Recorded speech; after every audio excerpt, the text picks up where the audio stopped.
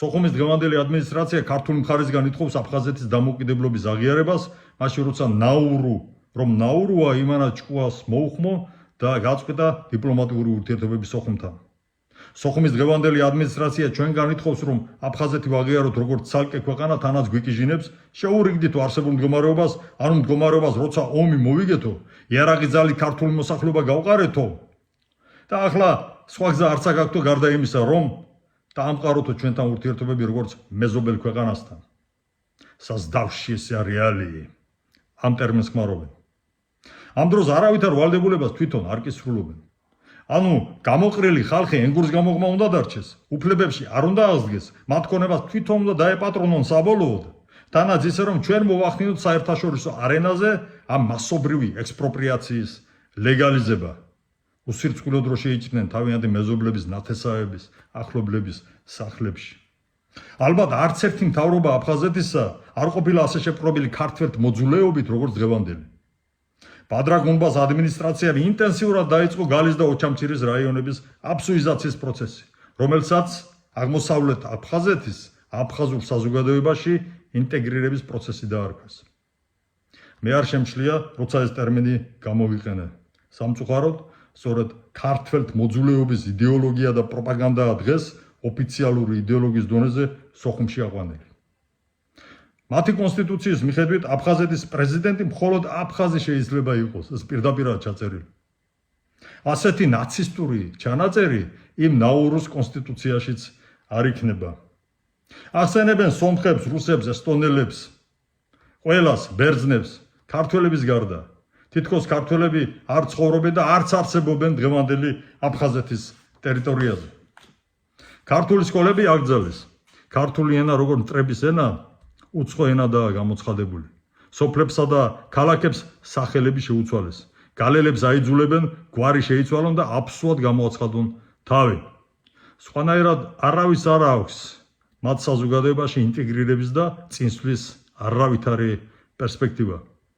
ოფიციალური სოხუმის ასეთი პოლიტიკა, კერძოდ ქართული მოსახლეობის მასობრივი იძულება, საკუთარ წარმომავლობაზე და მშობლიურ ენაზე თქვან უარი, ეთნოციდის ნიშნებს შეიცავს და ცნობილი აპარტეიდის პოლიტიკის ტოლფასია.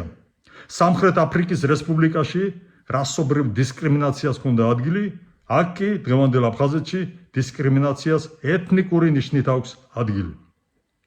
ამ დღეებში რუსმა გენერალმა შამანოვმა, ცნობილი კაცია, დუმის დეპუტატი და რუსეთის გმირი ვერ მოითმინა და გააპროტესტა ჩეჩნეთში ყაზაკური სოფლების სახელების გადარქმევა. დაუსვარა შეკითხვა კადიროვს და კადიროველებს. Это же наша история. Ведь что творите-о? თუ შამანოვს აქვს უფლება ჩეჩნებს დაუსვას ასეთი შეკითხვა, ჩვენც გვაქვს უფლება აფხაზებს დაუსვათ იგივე შეკითხვა. Дорогие აფხაზი, ведь что tворите?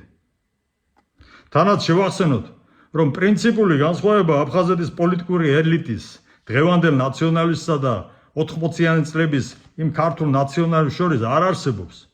სხვათა შორის ის ქართული ნაციონალიზმი და მაშინდელი აფხაზური და ოსური ნაციონალიზმი ყველგან იყო ნაციონალიზმი. მეტნაკლებად ერთი ცენტრიდან იმართებოდა. ეს სხვა საკითხია.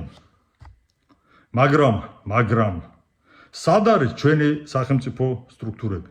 სადაა აფხაზეთის ეგრეთ წოდებული დევნილი მთავრობა, ეგრეთ წოდებული დევნილი უმაღლესი საბჭო?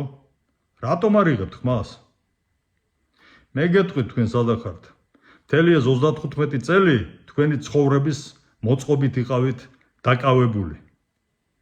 და თქვენი ცხოვრების მოწყობით ხართ დაკავებული დღესაც. აფხაზეთში ანტიქართული ნაციონალიზმის ბოლოდროინდელი გააქტიურება გამოწვეულია იმით, რომ ჩვენ არ ვაკეთებთ იმას, რაც იმათმა გააკეთეს.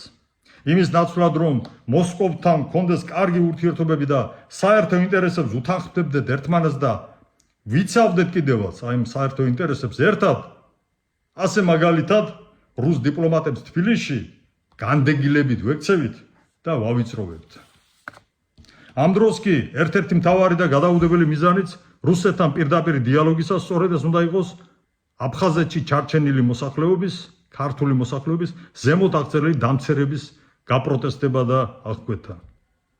უკრაინაში სპეციალური საომარი ოპერაციის დაწყების ერთ-ერთი მთავარი მიზანი იყო რუსული ენის და რუსულენოვანი მოსახლეობის უფლებების დაცვა კიევში, დონბასში, სხვაგან.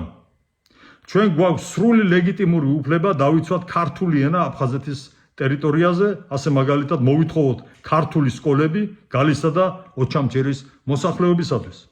ცნობისათვის დღევანდელ აფხაზეთში 4 სომხური სკოლა ფუნქციონირებს და ეს ერთ-ერთი საკითხია, ერთ-ერთი აქტუალური საკითხი მხოლოდ.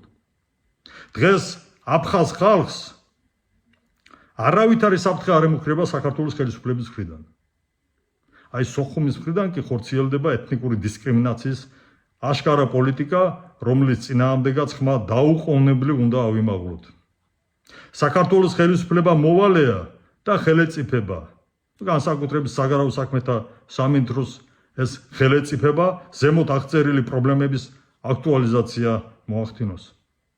აუცილებლად უნდა აღვადგინოთ დიალოგი რუსეთთან და გავარკვიოთ ჩვენი ურთიერთობები მოწმეებისა და შუამავლების გარეშე.